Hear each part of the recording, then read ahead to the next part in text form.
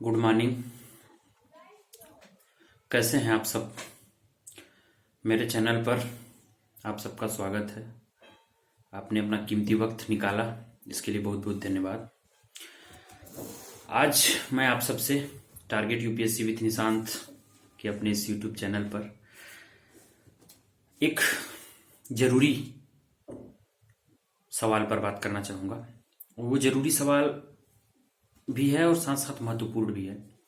UPSC की तैयारी करने वाले समस्त छात्र, जो भी नए हैं या पुराने हैं, वो थोड़ी बहुत जहाँ से उनको गाइडेंस मिलती है वो लेते हैं, उसके बाद तैयारी में लग जाते हैं, किताबें पढ़ने लगते हैं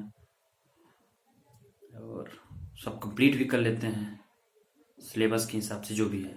लेकिन वो प्रीवियस ईयर क्वेश्चन पेपर को इग्नोर कर देते हैं, या तो 1-2 साल के प्रीवियस ईयर क्वेश्चन पेपर देखते हैं और वो बहुत बेढंगे तरीके से कहीं भी मार्केट में मिल गया तो उसको उठा लाते हैं और देख लेते हैं, और उसकी जो आंसर की होती है वो किसी कोचिंग संस्थान द्वारा बनाई गई होती है, जिनके उत्तर लगभग 80% ही सही होते हैं।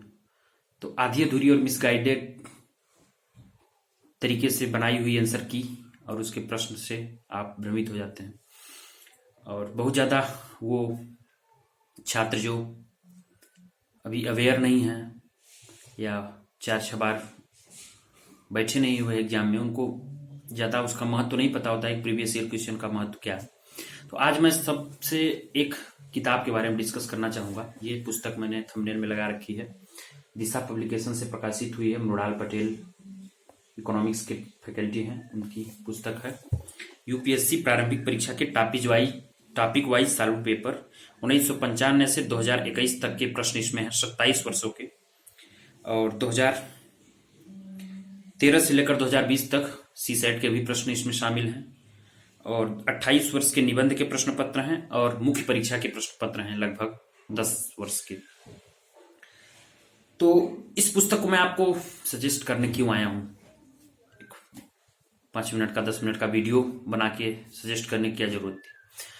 बात यह है कि यूपीएससी जो है पैटर्न अपना कर चल रही है इन वर्षों में, वो अपने प्रीवियस ईयर के बहुत सारे क्वेश्चन को, 4-5-6 क्वेश्चन को रिपीट कर रही है और बहुत पुराने प्रश्नों को रिपीट कर रही है। तो अगर आप 2013-14 से या 15-16 से और 21 तक के प्रश्नों को हल करेंगे तो 5 ही 7 साल के क्वेश्चन हुए, तो वो कभी कभी बहुत पीछे जाकर प्रश्नों को रिपीट करती है।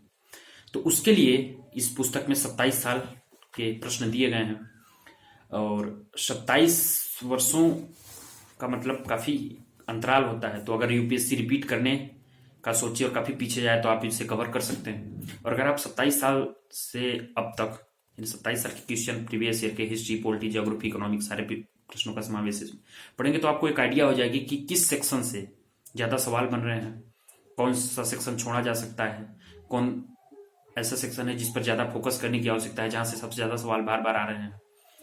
तो जब आपको ये पता होता है कि मंदिर जाने के लिए यही रास्ता उचित है, मस्जिद जाने के लिए यही रास्ता उचित है, तो आप उसी रास्ते को पकड़ सकते हैं।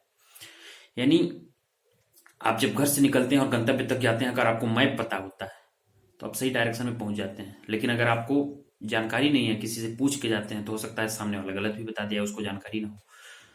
तो अगर आप एक क्लियर वे में चलेंगे, आपको जानकारी होगी क्या करना है, कैसे करना है, कहाँ जाना है, तो आप गंतव्य तक पहुंचेंगे। तो यूपीएससी की तैयारी करने वाले छात्रों को यूपीएससी के जो प्रीवियस ईयर क्वेश्चन पेपर है वो गाइड का काम करते हैं कि कैसे पढ़ना है, किन टॉपिक्स पर ज्यादा ध्यान देना है, कैसे सवाल बन रहे हैं, किन सवालों पर कम फोकस कर सकते हैं।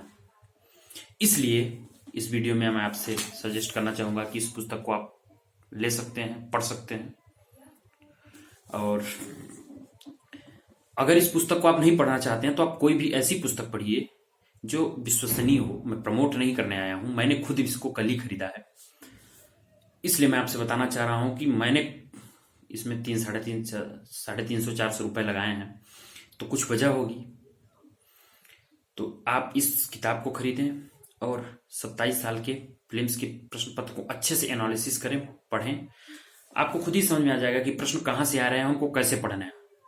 पिछले वीडियो में मैंने कोचिंग के बारे में बात की थी, तो अगर आपको आइडिया है कि कहाँ से प्रश्न आ रहे हैं, कौन से सोर्स से पढ़ना है, तो फिर कोचिंग में जाने की क्या जरूरत है। अगर आपके पास खाना उपलब्ध है और आपको भूख लगी है तो आप अपना खाना खाएंगे, होटल में जाने की क्या जरूरत है। आप फ्रिज में जब देखेंगे आपके फ्रिज में कुछ खाना है तो आप खाएंगे, अब देखेंगे ही नहीं और होटल में चल देंगे तो फिर हो सकता है आपके फ्रिज में या आपके रसोई में होटल से भी बेहतर भोजन पड़ा हो। तो ये उदाहरण यूपीएससी क्वेश्चन पेपर से मैच करता है। तो आप इस पुस्तक को लीजिए, पढ़िए और अधिक से अधिक प्रीवियस ईयर के क्वेश्चन पेपर का एनालिसिस करिए, उस हिसाब से अपनी पढ़ाई करिए। अगर आप पॉलिटी के क्वेश्चन देख रहे हैं उस हिसाब से, अगर आप पॉलिटी के कोई भी टॉपिक्स को उठाए हैं तो उससे देखिए कि 27 साल में प्रीवियस क्वेश्चन के जो पैटर्न है 27 वर्ष के वो क्या है, उस हिसाब से पढ़ाई करिए। इस वीडियो में बस इतना ही। धन्यवाद।